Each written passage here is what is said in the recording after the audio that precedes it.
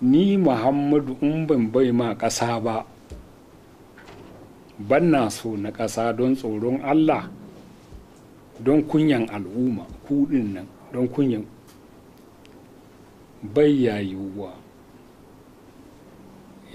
don hankalin kowa ya kwanta.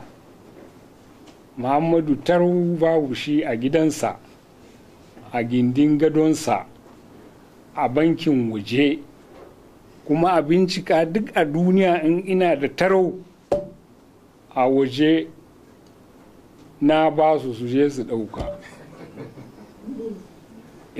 Ko ina da taro irin wanda yake da dauɗa, Allahu akubar, na maida ma ƙasa shi kenan. Daman an zo duniya a bautata ma Allah, ya baka shugabancin ƙasa, ka bautata musu don gobe Allah ya biya ka. Wai wato ni hankali na can ne, duniya ƙalilan ne, arziki ba komi ba ne, dauɗa ne. Gobe abin da nike nema wajen Allah yawa gare shi, to dole in bautata ma 'yan ƙasa don Allah ya biya ni gobe. Kawai shi ne abin da nike yi, kuma Allah shi ya sani.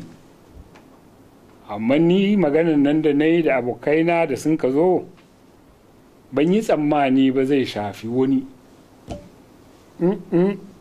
Bai shafi kowa ba. Maganarmu namu ne irin muna zaune muna hira cikin gidana.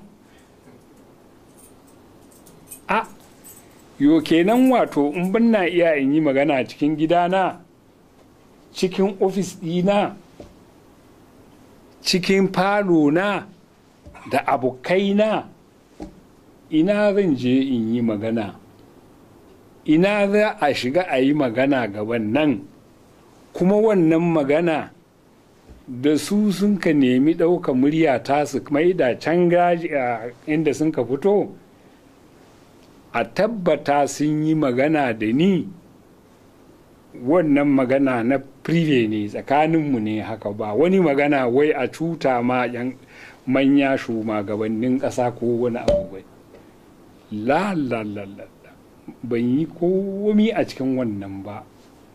Hira ne ya kawo hira tsakaninmu da mutanen fati na, kuma daidai ne. Mutum 70 gaba ɗaya sun ka zo maka,